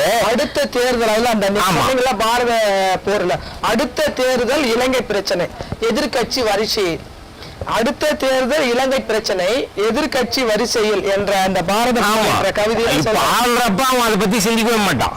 எதிர்கட்சியில போயிட்டாங்கக்கா அவர் உடனே அறிக்கை விடுவாரு, போராட்டம் பண்ணுவார், இலங்கை தமிழர்களுக்கு நாங்க குரல் கொடுக்கிறோம்னு. ஆட்சியில் இருக்கிறப்ப என்னடா பண்ண என்று கேட்டோம்னா அதுக்கு பதிலே இருக்காது. அது ரொம்ப அழகா வந்து ஒரு குறியீடாக வைத்து இந்த கவிதையை வந்து பூண்டுக்கு விடுதலை என்ற ஒரு கவிதையில கூட நீங்க பாத்தீங்கன்னா அவருடைய கவிதை தொகுப்பு நூலில் மிக அருமையான ஒன்று. இலக்குவர்கள் இருந்தென்ன பயன், இலக்குவர்கள் இருந்தென்ன பயன், சூர்பனைகளும் சூழ்ந்திருக்கிறார்களே. இலக்குவர்கள் இருந்தென்ன பயன், சூர்பனைகளும் சூழ்ந்து இருக்கிறார்களே. ராவணன் கைகேயா, ராவண கைகேயிகளே. சூர்பனகை கூடிகளின் சூதுகளை அறிந்து சூளுறுப்பதை நிறுத்துங்கள். அதாவது நீங்க சூழல, அதாவது அவர் நையாண்டி செய்வார். அவருடைய நிறைய கவிதைகளை பார்த்தீங்கன்னா இந்த சமூகத்தை வந்து நையாண்டி செய்யக்கூடிய ஒரு நிலை இருக்கும். அதாவது சூதுகளை அறிந்து சூழ் உரைப்பதை, நிறைய பேர் சமூகத்துல சூழ் உரைக்கிறாங்க, நான் அதை செய்வேன் இதை செய்வேன் இல்லையா, அந்த சூழ் உரைத்துல நிறுத்துங்க. ஏன்னா நிறைய சூதுகள் நடக்கின்றன, நீ இப்படி அறிவிச்சுட்டா பின்னாடியே ஒரு சூது நடத்துவாங்க அப்படின்றத ஒரு மறைமுகமா இன்னைக்கே அந்த அரசியல்ல இருக்கக்கூடிய ஒரு விஷயத்த அவர் அன்றைக்கே அதை வந்து பேசியிருக்கிறார். இந்த சமூகத்தினுடைய நையாண்டிகள் அவருடைய புது கவிதையில நிறைய இருக்கிறது. சமூகத்தினுடைய நையாண்டிகளை பல நிலைகளில் நீங்க பார்த்தா குடும்பமாக இருக்கட்டும், சமயமாக இருக்கட்டும், கல்வியாக இருக்கட்டும், எல்லா நிலைகளிலுமே அதை வந்து நையாண்டி செய்து மக்களுக்கு உணர்த்தக்கூடிய நிலையில் அவருடைய அந்த 7 கவிதை தொகுதிகள் சொன்னோம்னா இன்றைக்கு வந்து வாழக்கூடிய மக்களிடையே எப்படி வந்து இந்த சமுதாய இடைவெளி, தலைமுறை இடைவெளின்னு சொல்றோம் பாருங்க, அந்த சமுதாய தலைமுறை இடைவெளி எப்படி வந்து இருக்குதுன்றத ஒரு கவிதையில வந்து சொல்லி சுட்டி காட்டுவாரு. என் பெற்றோர் எனக்கு பேச கற்றுக் கொடுத்தார்கள், என் பிள்ளைகள் எனக்கு பேசாமல் இருக்க கற்றுக் கொடுத்திருக்கிறார்கள். ஒரு காலத்துல பேசுடான்னு நம்ம தலைமுறையை வளர்த்தோம். ஆனா இன்னைக்கு இருக்கிற பிள்ளைகள் இல்ல, இன்னைக்கு வளர்ந்தவங்களுக்கு இருக்கக்கூடிய சிறிய பிள்ளைகள் பெருசு வாய மூடுகாப்பாராம் என்று கேலி பேசுகின்ற அளவிற்கு இன்றைக்கு வளர்ந்து இருக்கிறார்கள். அப்ப என்ன பண்பாடு இங்க நினைவு கொண்டு இருக்கிறது என்பதை வந்து அதுல ரொம்ப எல்லல் தன்மையோட ஒரு கவிதையில வந்து சொல்லுவாங்க. அது மட்டும் கிடையாது, அவரு இந்த படைப்புகள் ஒரு பக்கம் இருக்க, நீங்க சொன்னீங்க இல்லையா, அவர் நாட்டு நலப்பணி திட்டத்தில் இருக்கிறப்ப அவர் வந்து வெளியிட்ட அந்த சிறிய கையேடுகள் இருக்கு பாருங்க, சாலை போக்குவரத்து பற்றி. 2020 இப்ப நடக்கிற ஆண்டுல நம்ம புதுச்சேரியினுடைய சாலை போக்குவரத்து நெருக்கடி எப்படி இருக்கும், அதை எப்படி நம்ம களையலாம் என்று புதுவை அரசுக்கு ஒரு நூல் எழுதி தந்தார்.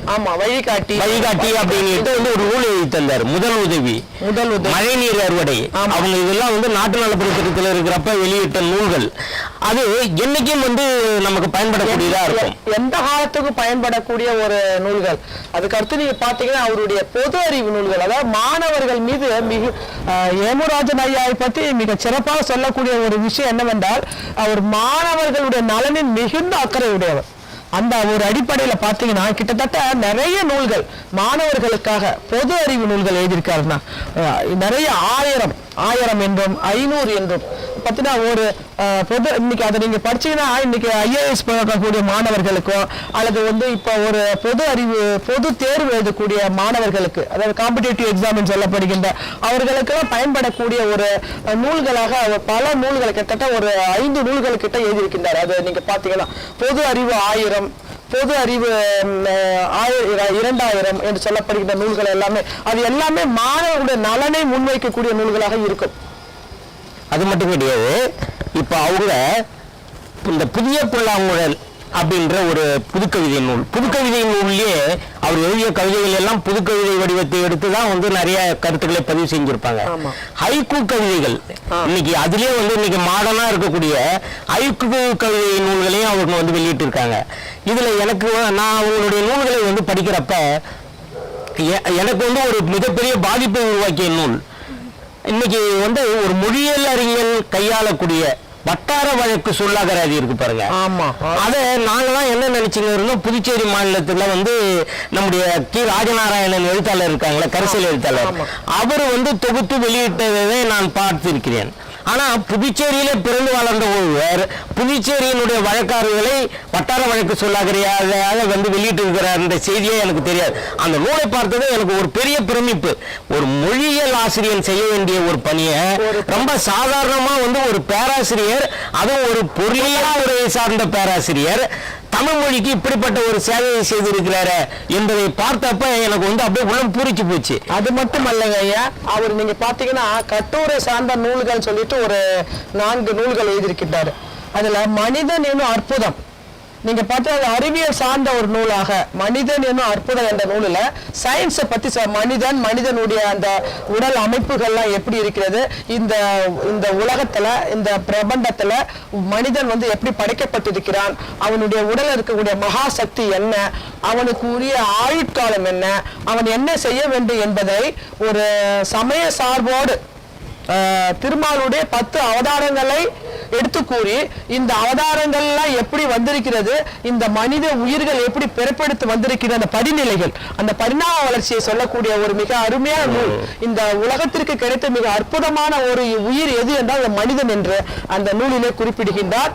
அதுல நீங்க பாத்தீங்கன்னா ஒரு புறம் அறிவியல் இருக்கும், இன்னொரு புறம் சமயம் இருக்கும், இன்னொரு புறம் வந்து அந்த பரிணாம வளர்ச்சி என்பது இருக்கும், அடுத்து இந்த மனிதத்தை போற்றக்கூடிய ஒரு விஷயமா இருக்கக்கூடிய அவதாரங்களை வந்து சொல்லி நமக்கு ஒரு புராண கதையை சொல்லி இது கூர்ம அவதாரம் மச்ச அவதாரம் இப்படி எல்லாம் வந்து சொல்லக்கூடியதை எடுத்து அறிவியல் பூர்வமா அணுகி இன்றைய தலைமுறைக்கு வந்து அறிவியல் சார்ந்த ஒரு செய்தியை வந்து சொல்லி அதில் இருக்கக்கூடிய உண்மை பொருளை விளக்கக்கூடிய ஒரு புரிதலோட வந்து இருக்கக்கூடிய நூல் தான் நீங்க சொல்ற அந்த நூல். இன்னொரு நூல் பார்த்தீங்கன்னா அதே மாதிரி 4வது கண். இது என்னது 2 கண் இருக்கிறது மனிதர்களுக்கு, 3 கண் இருக்கிறது சிவபெருமானுக்கு, இது என்ன 4வது கண் அப்படின்னு சொல்லிட்டு கேட்கப்படும் போது அவர் சொல்லுகின்றார், 2 கண்ணை உடையவர்கள் எல்லாருக்கும் உரிய, எல்லா உலகத்தில் தோன்றி அத்தனை உயிர்களுக்கு உரிய ஒன்று, 3 தொழிலை செய்யக்கூடிய முக்கண்ணை உடையவன், 4வது கண் உடையவர்கள் பொறுமையாக இருக்கக்கூடியவர்கள். அது யாராக இருந்தாலும், இறைவனாக இருந்தாலும் சரி, துறவியாக இருந்தாலும் சரி, மனிதனாக உயிர்களாக எந்த உயிர் வந்து பொறுமையோடு இருக்கிறதோ, அப்ப துறவிகள் தான் பொறுமையோடு இருக்கிறாங்களா என்பதில் நம்ம அது ஒரு கேள்விக்குறிதான். யார் வந்து பொறுமையா இருக்கிறாங்களோ அவங்க 4 கண்கள் உடையவர்கள். ரொம்ப வேந்து போனேன், என்னது இப்படி சொல்லுகின்றார் என்று அந்த நூல்ல பாத்தீங்கன்னா அப்படிதான் சொல்றாரு அவரு. அப்ப அந்த பொறுமை என்பது ஒரு மனிதனுக்கு தேவையான முக்கியமான குணாதிசயங்கள் ஒன்று என்பதை தன்னுடைய 4வது கண் என்ற நூலிலே சொல்லியிருக்கிறார். இது வந்து துறவிகளுக்கு கூடியது என்றுதான் எல்லாரும் சொல்லிட்டு இருக்கிறாங்க. ஆனால் எவன் ஒருவன் அந்த பொறுமையோடு இருக்கின்றானோ, பொறுத்து கொள்ளக்கூடிய தன்மையோடு இருக்கின்றானோ அவன் மகிழ்ச்சியை காண்பான் என்பதும், அவனுக்கு அந்த பொறுமையை தாண்டும் போது அவனுக்கு கோபம் வரும். அதனால அந்த 4வது கண் உரியவன் பொறுமை, ஏன்னா 3வது கண் உரிய கோபத்தால எரிச்சிடுவாரு சிவபெருமான். இப்படி மிக அழகான ஒரு உட்பொருளை வைத்து பேசிய ஒரு நூலாக அந்த 4வது கண். பொறுமை உள்ளவன் சமுதாயத்திலே சாதித்து காட்டுவார், அதுதான் அவருடைய வந்து நோக்கம் வந்து அதுதான். அப்போ வந்து பொறுமைசாலியா இருக்க கூடவே எதையும் சாதிக்கக்கூடிய திறமை பெற்றவன் என்பதை ரொம்ப அழகா வந்து சுட்டி காட்டுவாங்க. அதே மாதிரி இன்னும் ஒரு துறை இருக்கு. இப்ப இந்த பக்கம் வந்து புதினம் எழுதினாரு, சிறுகதை எழுதினாரு, கட்டுரை எழுதினாரு, பொருளியல் அவர் துறை சார்ந்த நூல்கள் எழுதினாருன்றது வேற. புதுச்சேரியில இருக்கக்கூடிய அந்த பழமொழிகளை தொகுத்து நாட்டுப்புறவியல் ஆய்வுக்கும் ஒரு பெரிய வித்து வந்து எதுவுமே கிடையாது. இப்ப நீங்க அந்த 8வது அறிவுன்னு ஒண்ணு ஒரு அதுக்கு மேல அதுவும் வந்து ரொம்ப சிந்திக்க வைக்கக்கூடிய ஒரு நூல். நமக்கு நினைச்சோமா நம்ம இது 6 அறிவு படித்த உயிர்கள் தானே உலகத்துல இருக்கு, எல்லாருமே சொல்லி வச்சிருக்காங்க 6 அறிவு உயிர் என்று தானே. அப்புறம் 7வது அறிவு எங்க போச்சு, 8வது அறிவு இருந்தா 6ஐயும் விட்டுட்டு 7ஐயும் விட்டுட்டு 8வது வரைக்கும் போயிருக்கான்னு சொல்லிட்டு நம்ம ஒரு கேள்விக்குள்ள அந்த நூல் உள்ள போய் பார்த்தோம்னா அவர் 8வது அறிவு உடையவர்கள் யார் என்றால் உலகத்துல படைப்பாளிகள் தான் 8வது அறிவு உடையவர்கள் என்று சொல்லிக்கிறார். ரொம்ப வியப்பாக இருந்தது. படைப்பாளிகள் யாரோ அவன் 8வது அறிவு உடையவன். 7வது அறிவு உடையவர் யார் என்றால் நீங்க பார்த்தீங்கன்னா கல்வியாளர்கள், கல்வி கற்றவர்கள். அப்ப கல்வி கற்கவில்லை என்றால் அவருடைய அர்த்தம் என்னவென்றால் கல்வி கற்கவில்லை என்றால் அவன் வந்து 6 அறிவுக்குள்ளே போயிடுறான், இல்ல 5 அறிவுக்குள்ளே போயிடுறான் என்ற அர்த்தம். 6 அறிவு என்பது நமக்கு வகுக்கப்பட்ட இயற்கை வகுத்து வைத்திருக்கின்ற இலக்கணங்களை வகுத்து வைத்திருந்த ஒரு செய்தி. அப்ப 7வது அறிவு உடையவர்கள் யார் என்றால் கல்வி கற்றோன். இந்த உலகத்தில் கல்வி கற்றோன் 7வது அறிவு உடையவன் என்றும், அப்படி கல்வி கற்கவில்லை என்றால் அவன் அந்த 5, 6 அறிவுக்குள்ளே உள்ள சென்று விடுவதாகவும். அப்ப 8வது அறிவு என்னவென்றால் ஒரு படைப்பாளி. அவன் எந்த அளவுக்கு யோசித்து ஒரு படைப்பை வெளியிடுகின்றானோ அவன் 8வது அறிவு உடையவன் என்றது அந்த நூலிலே சுட்டி. அது மாதிரி சிந்தனையை வெளிவைத்ததால் தான் இன்றைக்கு வந்து உலக சாதனையாளர் விருதுன்றது 2014 இன்னைக்கு நேபாளத்தில் இருக்கக்கூடிய காட்மண்ட் என்கின்ற தலைநகரத்தில் அவரை கூப்பிட்டு மிகப்பெரிய பாராட்டை வந்து செய்து இருக்கிறார்கள். காரணம் என்னன்னாக்கா அவங்களுடைய நூல்ல வந்து பார்த்தோம்னா வெறும் இலக்கியத்தை வந்து ரசனை நோக்கில் பார்க்கறது இல்ல வந்து இயற்கையை பாடுறது இப்படி உள்ளது இருக்காது. முழுமையா தான் வாழ்ந்த காலத்தில் இருந்த சமுதாயம், கல்வி நிலை, சட்டம், பெண்களுடைய உரிமை, பெண்களுடைய நிலைமை இன்றைக்கு எப்படி இருக்குது புதுச்சேரியில என்பது போன்ற எல்லா துறைகளையும் அவர்கள் தொட்டு காட்டி தன் நூல்களை படைத்து இந்த தமிழ் ஊரும் நல்லுலகத்திற்கு தந்திருக்கின்ற ஒரு மிகச்சிறந்த பொருளியல் சிந்தனை உடைய பேராசிரியர் தான் ஏமு ராஜன் ஐயா அவர்கள். நீங்கள் கூறியது போல அவர் அந்த நாட்டுப்புறம் சார்ந்த இலக்கியங்கள்ல பழமொழிகளை தொகுத்து சொல்லக்கூடிய ஒரு நூல். அது மட்டுமல்ல பழமொழியை சொல்லி சொல்லி இதுவும் நீங்க பாத்தீங்கன்னா அந்த ஒவ்வொரு பழமொழிக்குள்ளேயும் ஒரு குட்டி கதையை சொல்லி அந்த குட்டி கதையின் மூலமாக மாணவர்களுக்கு அறிவுறுத்தக்கூடிய ஒரு விஷயத்தை பழமொழி கூறும் குட்டி கதைகள் என்ற ஒரு நூல். அதே மாதிரி பாத்தீங்கன்னா கிராமத்து சிறுவர்கள் பாட்டு பாடக்கூடிய நிலா நிலா ஓடிவா அப்படின்னு சொல்லக்கூடிய நிலா நிலா எங்கே போற, மலை ஆழ குளத்துக்கு, மண் எடுக்க போற, மண் எண்ணத்துக்கு, செப்பி பண்ண, இப்படி அந்த ஒரு சாதாரண ஒரு நிலையில் கூட அந்த பாடலை பாடக்கூடிய ஒரு நூல் தான் கிராமத்து சிறுவர் பாடல் என்ற ஒரு நூல். அதுக்கு அடுத்து நீங்க பாத்தீங்கன்னா சிறுவர்களுக்கு கேள்வி கேட்கக்கூடிய அவர்களுடைய அறிவை தூண்டக்கூடிய விடுகதைகள். விடுகதைகள் 1000 விடுகதைகள். அதுக்கு பதிலே அவர் கொடுத்திருக்கிறார். நீங்க அதெல்லாம் படிக்கப்படும் போது மாணவர்களும் சரி பெரியவர்களாகிய நாமளும் சரி அதை வந்து படிக்கப்படும் போது ஒரு மிகச்சிறந்த ஒரு சிந்தனை நமக்கு இவ்வளவு பற்றிய செய்திகளை எல்லாம் எங்கிருந்து தொகுத்தார் என்பதை நம்ம வந்து வேந்து பார்க்கக்கூடிய ஒரு நிலையிலே அவருடைய அந்த சிறுவர் விடுகதைகள் 1000 என்ற நூல். அதே மாதிரி அந்த நாங்க நாட்டுப்புற பார்வை பொருளாதாரம் அதுதான். அதாவது இன்றைக்கு மக்கள் இந்த சமுதாயத்துல எப்படி பின்தங்கி இருக்கின்றார்கள், அதுவும் நீங்க அந்த கிராமிய சூழலில் வாழக்கூடிய மக்கள் பொருளாதாரத்துல எப்படி பின்தங்கி இருக்கிறார்கள் என்பதை பட்டியலிட்டு புள்ளி விவரங்களும் சொல்லக்கூடிய ஒரு நூல் தான் நாட்டுப்புற பார்வையில் பொருளாதாரம் என்ற நூல். அந்த நூலுக்கு அவர் வந்து நம்மளுடைய புதுவை அரசினுடைய விருதை பெற்றிருக்கின்றார், தமிழ்நாட்டு அரசினுடைய விருதையும் பெற்றிருக்கின்றார் அந்த நூலுக்கு. ஆமா, அது மட்டும் இல்லை, நமக்கு அவரு ஒரு பக்கம் வந்து இலக்கியம் சார்ந்த விஷயங்களை செய்ய வைக்கின்ற பொழுது இன்னொரு பக்கம் பார்த்தீங்கன்னாக்கா சமூகம் சார்ந்த செய்திகளை நூல்களாக வந்து வெளியிட்டு இருப்பாங்க. இப்போ குறிப்பாக சொல்லணும்னா மன்றங்கள், ஒரு கிராமத்தில் இருக்கின்ற இளைஞர்களும் தங்களுக்குள்ள பொழுதுபோக்குக்காக வந்து கூடி மகிழாமல் மன்றங்களை நடத்தி அந்த மன்றங்கள் மூலமா தன்னுடைய கிராமத்துக்கான தேவைகளை செய்வது எப்படி, ஒரு மன்றத்தை முதல்ல வந்து நிறுவுவது எப்படி, எத்தனை பேர் வேணும். ஏன்னா அந்த அவருடைய காலத்துல வந்து பார்த்தோம்னாக்கா அப்படிப்பட்ட விழிப்புணர்வு கிடையாது. மன்றங்கள் வந்து மிக குறைவு, எங்கேயோ அங்க ஒன்று இங்க ஒன்று. இப்ப தவளகுப்பத்தில் இளங்கோ மன்றம் ஒன்று இருந்தது, அது வந்து ஒரு 50 ஆண்டுக்கு மேல வந்து வயதுடைய ஒரு மன்றம். அதே போல இன்னும் தொடங்கின இந்த மன்றம் இருக்கு பாருங்க, மிகவும் பழமை வாய்ந்த மன்றம். இப்படி வந்து மன்றங்கள் வந்து யாரோ ஒரு சிலர் மட்டும் தொடங்கி சேவை செய்து கொண்டிருந்த காலத்துல எல்லாரும் வந்து இந்த மன்றங்களால் என்ன பயன், சங்கங்கள் அமைப்பதால் என்ன பயன் என்பதையெல்லாம் எல்லாரும் அறிந்து கொள்ள வேண்டும் என்பதற்காக மன்றங்கள் தொடங்குவது எப்படி என்று கூட வந்து ஒரு நூலை வந்து எழுதி கொடுத்திருக்கிறார். வழிகாட்டி என்ற நூல் நீங்க சொன்னது மன்றங்கள் வழிகாட்டி என்ற நூல். அந்த நூலிலே அவர் சொல்லுவார் தொடக்கத்தில் என்ன சொல்வதால் தன்னுடைய தனக்கு நிறைவேறாத கருத்துக்கள், தன்னால் அதை வந்து பயன்படுத்திக் கொள்ள முடியாத ஒரு சூழல்கள், இவற்றை எல்லாம் வெளிப்படுத்தக்கூடிய நிலையில அந்த மன்றங்களை அணுகி கேட்கலாம். அப்படி நீங்க பாத்தீங்கன்னா ஒரு கிராமம் இருக்கிறதுனால அந்த மன்றத்திலே சென்று இத மாதிரி எனக்கு வந்து இந்த மாதிரி ரேஷன் கார்டு வந்து எனக்கு வரல, எனக்கு ஒரு பென்ஷன் வரல, இந்த மாதிரி நலத்திட்டங்களை எல்லாம் கேட்பதற்கு அந்த மன்றத்தில் இருக்கக்கூடிய தலைவர்கள், செயலாளர்கள், உறுப்பினர்களால் உதவி செய்வதற்காக. அப்ப அந்த மன்றங்களை எவ்வாறு வழிநடத்த வேண்டும் என்பது அந்த வழிகாட்டி என்ற அடிப்படையில் அந்த மன்றங்கள் வழிகாட்டி இந்த நூல். அதாவது அவர் சொல்றாரு, என்னுடைய இளமை கால ஏக்கத்தை வெளிப்படுத்தும் நோக்கத்தில் தான் நான் இந்த நூலை எழுதுகிறேன். என்னுடைய இளமை கால ஏக்கத்தை ஏன்னா அவருக்கு நிறைய விஷயங்கள் ஆரம்ப காலத்துல இளைஞரா இருக்கணும் கிடைக்கல. அதனால இந்த நூல்கள் மூலமாக இன்றைக்கு இருக்கக்கூடிய இந்த சமுதாயத்துல இளைஞர்கள் நல்வழி அந்த மற்ற மக்களுக்கு ஏதாவது ஒரு வகையில பயன் அடையக்கூடிய வகையில இந்த வழிகாட்டி என்றால் அதுல நான் வெற்றி காண்பேன் என்பதை அவர் குறிப்பிடுகின்றார். அந்த அடிப்படையில் அந்த நூலை அவர் எழுதியதாகவும் தன்னுடைய கருத்தை முன்வைக்கின்றார். அவர் கூட நடத்துவது எப்படி, அதே மாதிரி மன்றங்கள் நடத்துவது எப்படி, சும்மா தொடங்கிவிட்டால் போதாது. அவர் நிறைய அந்த கோரிக்கைகளை வைக்கின்றார். 15 தலைப்புகள்ல மன்றங்கள் நடத்துவது எப்படி என்ற அந்த கோரிக்கைகளை அந்த நூலிலே வைக்கின்றார். அவரு ஒரு பக்கம் நான் சொன்னேன் இல்லைங்களா, அந்த நூல் அவரு எப்படிப்பட்ட ஒரு மனிதர், என்ன ஆளுமை அவர்கிட்ட இருக்குது அப்படின்றத ஒரு மாணவனாக இருந்து நான் பார்த்தது. அவர் கூட படித்தவர்கள் மிக சிறந்த அரசியல் பதவிகளிலே அங்கம் வகித்திருக்கிறார். அமைச்சர்களாக இருந்திருக்காங்க, சட்டமன்ற உறுப்பினர்களாக இருந்திருக்கிறாங்க. ஆனா எந்த நேரத்திலையும் அவர் வந்து எனக்கு இவர் தெரியும் அவர் தெரியும்னு அந்த பகட்டை காட்டிக்க வந்ததே கிடையாது. அவர் உடன் படித்தவர் முதல்வராக இருந்த காலத்திலே கூட புதுச்சேரிக்கு என்ன தேவையோ அதை வந்து தைரியமா எடுத்து சொல்லக்கூடிய ஆற்றல் வாய்ந்தவராக இருந்திருக்கிறார். எதிர்த்து குரல் கொடுத்திருக்கிறார். இது நம்ம புதுச்சேரிக்கு தேவையா என்று நேரடியாகவே கேட்டிருக்கிறார்.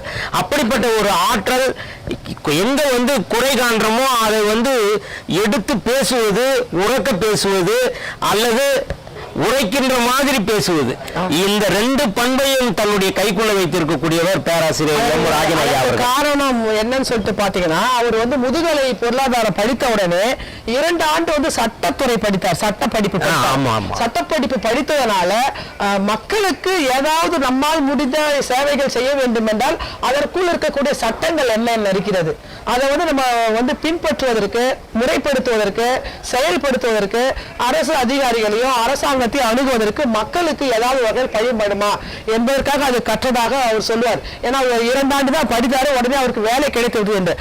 சட்ட நுணுக்கங்கள் தெரியும். நான் கூட கல்லூரி அவரோட பணியாற்றும் போது பாத்தீங்கன்னா அவர்கிட்ட போய் கேட்பேன், என்ன ஏதாவது சிக்கல் ஐயங்கள் என்று கேட்டா அதுக்கு சரியான தீர்வை அளிப்பார். அந்த மாதிரி ஒரு மிகச்சிறந்த ஒரு எந்த ஒரு சிக்கல்களுக்கும் தீர்வு தரக்கூடிய மிகச்சிறந்த ஒரு பேராசிரியர். எப்போதுமே நான் அவரோடு கிட்டத்தட்ட நீங்க பாத்தீங்கன்னா 21 ஆண்டு அவரோட பணியாற்றி இருக்கிறேன். காஞ்சி மாமூர் பட்ட மேற்படி மையத்திலே எப்போதுமே அவர் போய் அணுகுவேன். எல்லா நிகழ்வுகளையும் செய்வார். அவர் நீங்க சொன்னது போல பாத்தீங்கன்னா அந்த நாட்டு நலப்பணி திட்டத்துல மிக சரியாக செம்மையாக நிறைய பேருக்கு மெமோலாம் அனுப்பியிருக்காரு. அந்த ஒழுக்கம் ரொம்ப முக்கியம் சொல்வார். அப்படி இருக்கும்போது யாரு வந்து அந்த நாட்டு நலப்பணி திட்டத்துல அதிகாரியா சரியாக செயல்படவில்லை, முறையாக வந்து எல்லா நெறிமுறைகளை பின்பற்றவில்லை என்றால் உடனடியாக ஒரு மெமோ அனுப்பிடுவாங்க, அவங்க நீக்கிடுவார்.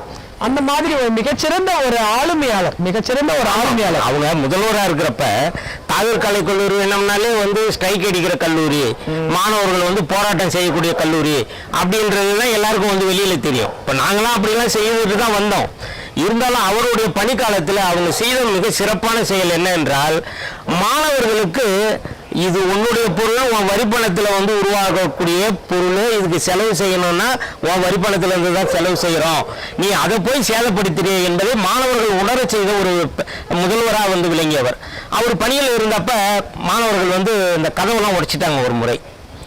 அப்ப என்ன பண்ணாருனாக்கா அந்த கதவை உடைத்ததற்கான தொகை, கண்ணாடிகளை வந்து உடைத்ததற்கான தொகை என்னவோ அதை நீயே தான் கட்டணும் என்று அவர்களுடைய பெற்றோர்களை வர வைத்து அவருடைய தொகையிலேயே வந்து அந்த கதவுகளை செப்பனிட்டு சிறப்பு செஞ்ச பேராசிரியர். அது வந்து தாவூர் கலை கல்லூரியில் இதை செய்யறோன்றது வந்து மிகப்பெரிய அசுர சாதனைன்னு தான் சொல்லணும். அதே மாதிரி அவங்க பணிகாலத்துல அந்த அலுமினியம் சொல்றோம், தாவூர் கலை கல்லூரியில் படைத்தவர்களை எல்லாம் ஒன்றிணைத்து ஒரு மிகப்பெரிய விழாவை வந்து எடுத்து சிறப்பு செஞ்சாங்க. சிலர்லாம் வந்து படித்த கல்லூரியை வந்து அப்படியே மறந்துடுவோம். இன்னைக்கும் வந்து அவருக்கென்று இருக்கக்கூடிய ஒரு மிகப்பெரிய மாணவர் பட்டாளம். எம்ஏ பொருளாதாரம் படித்தவர்கள் இல்லை, பிஏ பொருளாதாரம் படித்தவர்கள் மட்டும் கிடையாது. தாகூர் கல்லூரியில படித்த எல்லா துறை சார்ந்த மாணவர்களும் இன்றைக்கும் அவர்களுக்கு அணுக்கமாக இருக்கக்கூடியவர்கள் இருக்காங்க. நிறைய பேர் வந்து மிக உயர்ந்த பதவியில, அரசு பதவியில இருக்கிறவங்க இருக்காங்க. அப்படி வந்து ஒரு ஆளுமை திறனை வந்து உருவாக்கிய ஒரு மாபெரும் பேராசிரியர், ஒரு மாமனிதர், ஒரு பொருளாதார சிந்தனையாளர், ஒரு அதாவது தீர்க்க தரிசனமா புதுச்சேரிக்கு இது நடக்கும் என்று சொன்னதை இந்த 35 ஆண்டு காலத்துல அவர் சொன்னதெல்லாம் இங்க வந்து நடக்கிறத நாங்க வந்து பார்த்தோம். அவருடைய பணியில ரொம்ப கரார் பேர் வழி. யாருக்கும் இந்த வளைந்து கொடுத்தல், நெளிந்து கொடுத்தல், இப்ப நமக்கு தெரிந்தவங்க வந்து விட்டாப்ல இல்ல, என்ன சட்ட திட்டங்களோ என்ன நெறிமுறைகளோ வழிகாட்டுவார். இப்படி செய்யணும், இப்படி செய்ய வேண்டும் என்று சொல்வதை தவிர, ஆனால் அதற்கான வழிமுறைகளை சொல்லி கொடுப்பாரு. இரண்டாவதாக பார்த்தீங்கன்னா அந்த குறிப்பிட்ட அதிகாரியோடு பேசி அதற்கு என்ன செய்யலாம், அவர்களுக்கு என்ன ஆலோசனை வழங்கலாம், அவர்களுக்கு ஏதாவது அதனால் பயன் உண்டா என்பதை எல்லாம் வந்து விசாரித்து தருவார். மற்றபடி வந்துட்டு அந்த அவருடைய தன்னுடைய தலைமை பண்பில் இருந்து கொண்டு யாருக்குமே வந்து அந்த அந்த சார்ந்து போதல் என்ற நிலையில இருக்க மாட்டார். ஒரு கரார் பேர் வழி, யாரா இருந்தாலும் சரி முகத்துக்கு நேரம் பேசக்கூடிய ஒரு கரார் பேர் வழி. இன்னும் சொல்ல வேண்டும் என்றால் நாட்டு நலப்பணி திட்டத்திலே அவருடைய காலகட்டத்திலே அவர் தொடங்கி வைத்த பல்வேறு விதி திட்டங்கள், பல்வேறு நலத்திட்டங்கள், மாணவர் நலன் சார்ந்த அந்த திட்டங்கள் எல்லாம் அவர் தொடங்கி வைத்தவை இன்று கிட்டத்தட்ட ஒரு 5-6 ஆண்டு காலமாக மிக சிறப்பாக நடக்கிறது என்றால் அவரால் தொடங்கி வைக்கப்பட்ட, அவரால் ஏற்படுத்தப்பட்ட, அவர் தான் அந்த எல்லாமே மூல காரணமாக இருந்தார். இன்றைக்கு அந்த அவர் தொடங்கி வைத்து சென்ற அந்த பணிகள் எல்லாம் இன்றைக்கு இருக்கக்கூடிய அதிகாரிகள் செயல்படுத்தி கொண்டிருக்கிறார்கள் என்பது நாம் பெருமைப்படக்கூடிய ஒரு விஷயம் அந்த நாட்டு நலப்பணி திட்டத்திலே. ஏன்னா அவர் காலத்திலே அதெல்லாம் வந்து இம்ப்ளிமெண்ட் ஆகல. அவர் அதெல்லாமே பாஸ் ஆன் பண்ணாரு. அவர் வந்து அரசாங்கத்தினோடு முறையிட்டு நிறைய கேள்வி நோட் போட்டு எழுதிய விஷயங்கள் இன்று கிடைத்த அதிகாரிகள் அதை பயன்படுத்தி கொண்டிருக்கிறார்கள். மாணவர்களுக்கு அந்த சலுகைகள் சென்று சேர்கிறார். அது எல்லாமே பேராசிரியர் இந்த ஏமு ராஜன் ஐயாவை சேரு என்பதில் மிகவும் வந்து நான் வந்து பெருமைப்படுகிறேன். அவருக்கு நன்றி கூறவும் கடமைப்பட்டிருக்கிறேன். அது மட்டும் கிடையாதுங்க, இந்த நாட்டு நலப்பணி திட்டத்தில் இருக்கப்ப அவரு புதுச்சேரியில வாழக்கூடிய ஆசிரியர்கள் மாஹேவுக்கு போனதே கிடையாது, ஏனம போய் பார்த்ததே கிடையாது. காரைக்காலுக்கு மட்டும் வந்து பணி நிமித்தமா போயிருப்பாங்க, இல்ல கோயிலுக்கு போறப்ப காரைக்காலை பார்த்துருப்பாங்க. இப்படி உள்ள நிலைமையை மாற்றணும்னுட்டு ஆண்டுதோறும் வந்து நம்ம அந்த நாட்டு நலப்பணி திட்ட செப்டம்பர் அந்த நடக்கும். அப்ப நம்முடைய அந்த 4 மாகாணங்கள் இருக்கு பாருங்க, மாஹே, ஏனம், இதையெல்லாம் வந்து இங்க உள்ள இந்த ப்ரோக்ராம் ஆபீசர் இருக்காங்களே அவங்கள எல்லாரையும் அழைச்சிக்கன்னு ஏனம் அழைச்சும் போயிருக்காங்க, மாஹே அழைச்சும் போய் காட்டியிருக்கிறாங்க, அங்க வந்து கருத்தரங்களை நடத்தி இருக்கிறாங்க. இப்படிப்பட்ட பணிகளை எல்லாம் அவர்கள் வந்து செய்தார்கள். ஏன்னா பெரும்பாலும் ஒரு கடமையை எடுத்துக்கொண்டால் இந்த கடமையை மட்டும் செய்தால் போதும் என்று நினைக்கக்கூடிய மனம் பொருந்திய பேராசிரியர் ஏமு ராஜன் கிடையாது. அதை பயன்படுத்தி கொண்டு தன்னையும் தான் சார்ந்து இருக்கக்கூடிய சமுதாயத்துக்கும் என்னையெல்லாம் செய்ய முடியுமோ அதையெல்லாம் செய்து முடிக்க வேண்டும் என்கின்ற முழு மன நிறைவு பெற்ற ஒரு பேராசிரியர் தான் என்னுடைய பார்வையில நம்முடைய பேராசிரியர் ஏமு ராஜன் ஐயா அவர்கள். அவர் அது மட்டுமல்ல, அதுதான் அவருடைய விருதுகள் என்று பார்க்கப்படும் போது நீங்க பாத்தீங்கன்னா, நீங்க சொன்னது போல காட்மண்டு அந்த அரசாங்கம் அவருக்கு கொடுக்கப்பட்ட அந்த Indo Nepal friendship award by global achiever foundation என்று சொல்லப்படுகின்ற அது வந்து அந்த நேபாள் அரசாங்கம் வந்து அவருக்கு கொடுக்கிறது. அது வந்து அவர் ரொம்ப பெருமையா நினைக்கக்கூடிய ஒன்று. அது அந்த விருதை வந்து அவர் வாங்கும் போது அந்த படத்தை கூட புகைப்படத்தை வந்து அவர் போட சொல்லியிருந்தாரு. நீங்க பாத்தீங்கன்னா அந்த நேபாள் நீங்க பாத்தீங்கன்னா இந்த அந்த புகைப்படம் தான் இது அவர் நிறைய அந்த புகைப்படத்துல அந்த போல அவர் இன்னொன்று வந்து பாத்தீங்கன்னா அவருடைய அந்த மலரும் நினைவுகள் சொல்லப்படுகின்ற எந்த ஒரு தகவலையும் வந்து விடுத்து விட மாட்டார். அது எல்லாமே மலர் நிர்ணயங்களாக அப்டேட் செய்து கொண்டிருக்கக்கூடிய இன்று வரைக்கும் வந்து அந்த தகவல்களை அந்த நிகழ்வுகளை எல்லாம் தன்னுடைய ஞாபகத்திலே பொதித்து வைத்திருக்கக்கூடிய ஒரு மிகச்சிறந்த ஒரு பேராசிரியர். அவருடைய அவரை பற்றி பேசுவதற்கு மிகச்சிறந்த ஒரு நல்ல வாய்ப்பாக இருந்தது. அவரை பற்றி நம்ம பெருமையா சொல்லணும்னு நினைச்சீங்கன்னா அவருடைய அந்த விருதுகள் என்று சொல்லப்படும் போது நம்மளுடைய புதுச்சேரி அரசினுடைய அந்த மரமில்லாத காடுகள் என்ற அந்த புதினத்திற்காக 1992 கம்பன் விருது வாங்கியிருக்கின்றார்.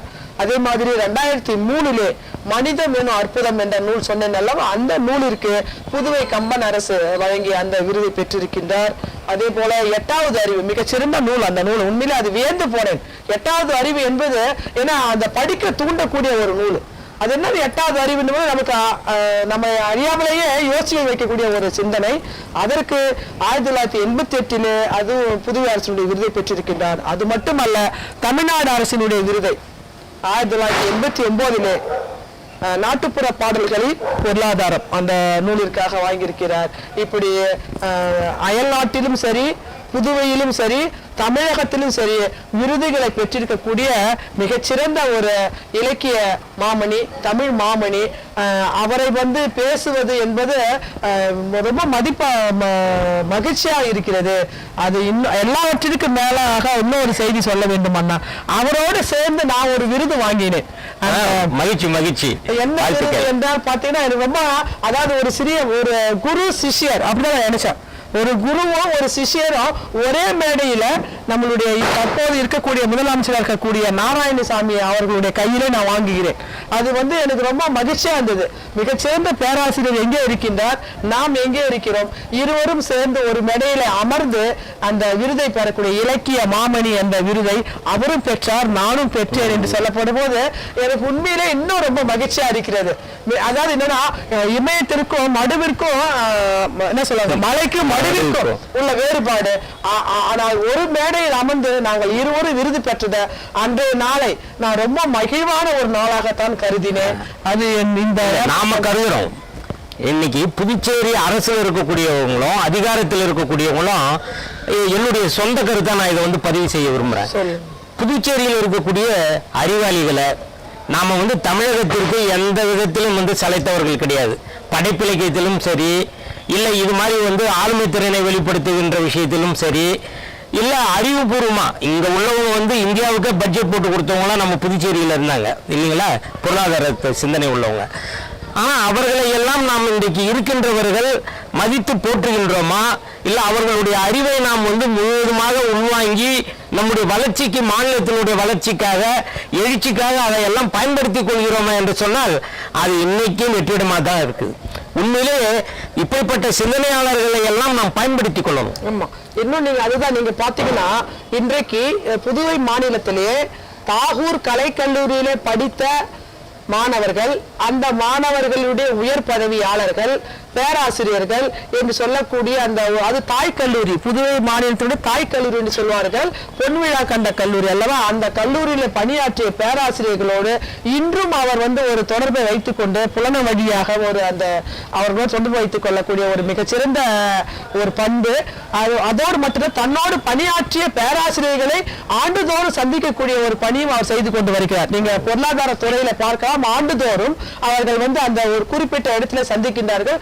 நான் கடந்த ஒரு 4 ஆண்டுகளாக பார்த்து கொண்டு வருகிறேன். அதுபோல மற்ற துறைகளை செய்கிறார்களா என்றால் ஒரு கேள்விக்குறிதான். ஆனால் பொருளாதார துறையிலே அவங்க பேராசிரியர்கள் அனைவருமே அவருடைய சீனியராக இருக்கட்டும், ஜூனியராக இருக்கட்டும், அனைவருமே ஆண்டுதோறும் ஒரு குறிப்பிட்ட சந்திக்கிறார்கள். ரொம்ப வியக்கக்கூடிய ஒரு விஷயம்.